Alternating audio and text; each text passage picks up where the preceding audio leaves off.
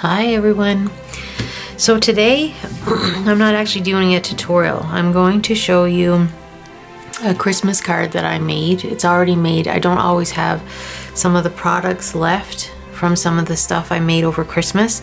So I'm going to do a few videos where I show you the project, it's finished, and explain to you how I did it and what I did.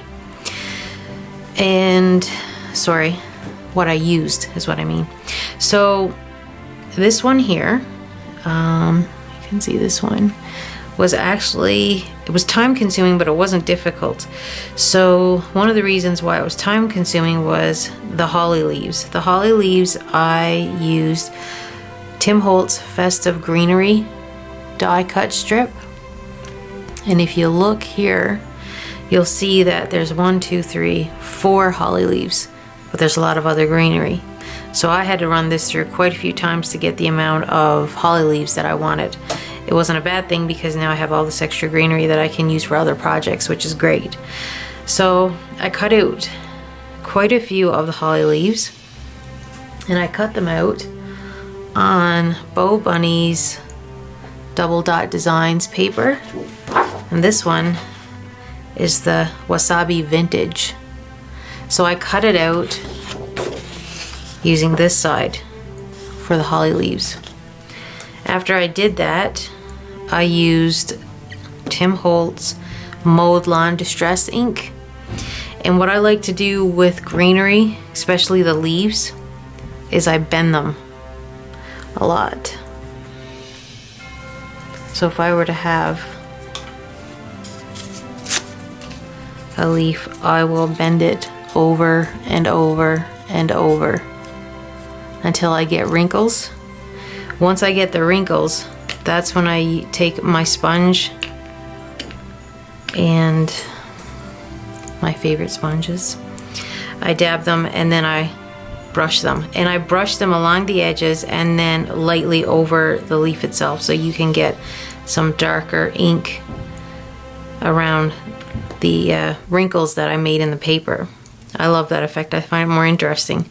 So after I had the leaves cut out, I just roughly put them around in a kind of a roundish way to make a wreath. And I used the Recollections rhinestone stickers for the berries because I wanted some sparkle. I didn't want just the plain berries. So I used the rhinestone stickers for that. Once I had the wreath made, I sketched out the banner. I did the same thing, wrinkling it up. Once I had it sketched out, I brushed it first with Tim Holtz tea dye, then with the vintage photo, then the walnut stain, and then the very, very, very edges. Let's see if I can show you a little closer here. The very dark ones where I tore it in certain places, that's where I brushed it with the black soot. So I tend to use these, sometimes I use the black soot to get the really dark edge, but these three are my main inkers. And I do them in this order here actually. So I always brush with tea dye first. I go in further, come in close to the edge of the tea dye with the vintage photo, and then usually brush along the edge with the walnut stain. And if I want it really, really dark, like I have on here, that's when I bring in the black soot.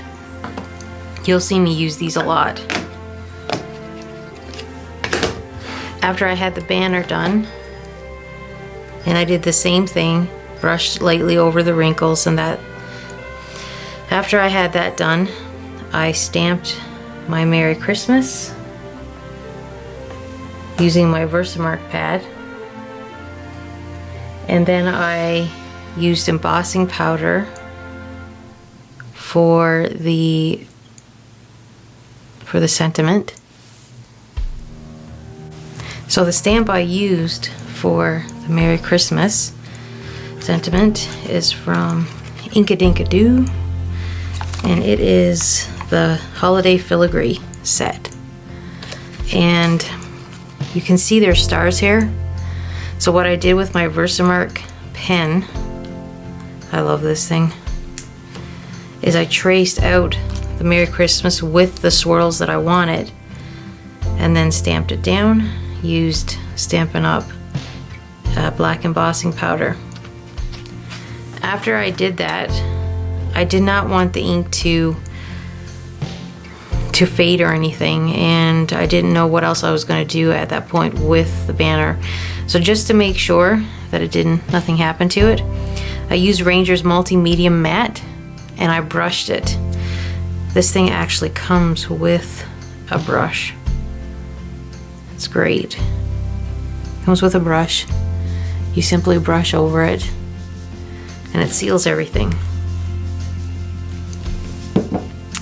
So after I had this done, I wanted a bow. I do not know how to make a bow, a paper bow. But there is a woman who has a wonderful YouTube channel called Live, Love, Scrap. I'm going to put a link to the specific video that I watched of hers. Her name is Bona, and she does a great tutorial. It's only 2 to 3 minutes long and shows you how to make a bow. She uses an actual cutter, a specific cutter to do it. But I don't have the cutter, but she does give you the measurements. So I just measured the bow.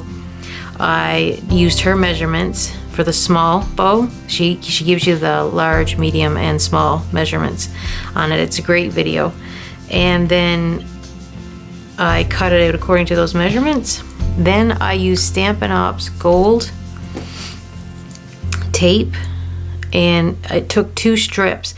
I didn't like it though because there was a small seam. No matter how close I got the tape, there was a small seam. So I ended up adding the red. So I cut the red in half and just went over the seams with it. Turned out nice. I like the way it turned out because it matches the gems that I put here. So for these strips, I also cut the gold, this gold, in half and then just went around the edges.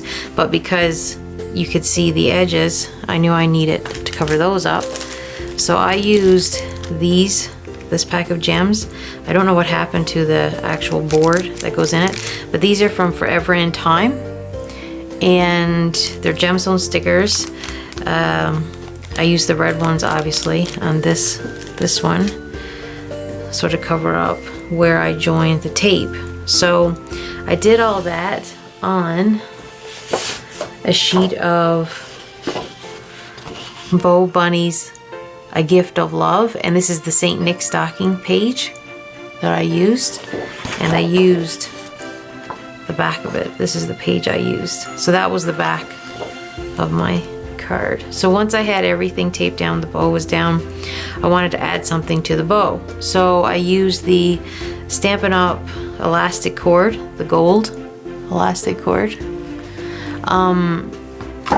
and wrapped it around. These bells, I'm not exactly sure where I got them. I probably got them in an embellishment package. Most of my shopping is either from creativeinspirations.ca or scrapbook.com. Those are my 2 big ones. There are some other places that I shop, but for embellishments and stuff like that, it's generally from one of those 2 places that I get them from. So I added the bells with the gold elastic cord.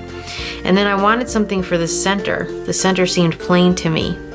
And this is where, I don't know how you guys shop, but maybe you find it a little weird, but I love places that sell home decor, dishes, anything like that, home decorating, like Stokes or even home decorating places like Party Light and those places. And I've always looked for sale items and things like that that I could use not just around the home, but in my scrapbooking and my card making and my mixed media projects.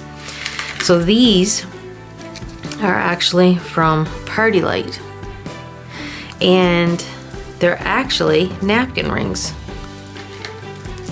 So they're not very easy to use as napkin rings, but I love them. And I didn't want them for napkin rings. I wanted to use them in some kind of project. So all I did was snip off one edge here and attached it on the bow. So I always look for stuff like that from there was, where I used to live, there were several stores like that. I'd always go and look in their sale bins and things like that and get these great buys for next to nothing. The party light stuff was probably free because I used to host parties. So I probably got those for free, and now I get to use them in my crafts. So, oh, one other thing for distressing the banner, forgot. This is my favorite tool. It's the Tim Holtz distressing tool. And I have a couple of them. They always come in handy. I love distressing things. So I think that's it. The black cardstock is actually from Stampin' Up, and I use the same paper inside. Oh, the punches. The corner punches are Fiskars, and this is the corner punch that I used for the inside. And then I sanded the edges with my snow block. I just sanded the edges, give a bit more texture. I haven't added a sentiment yet. This is for next year, so I have time to figure out who I'm giving it to, so I'll know what sentiment to put in later. So this is one of my Christmas cards I made over the holidays that I'm going to use for 2017 Christmas. Hope you liked it. If you want to see some more close-up pictures and some more written out detail, please go to my blog. I'll have a link at the bottom of the video, and I will see you guys soon. Thanks for watching. Bye.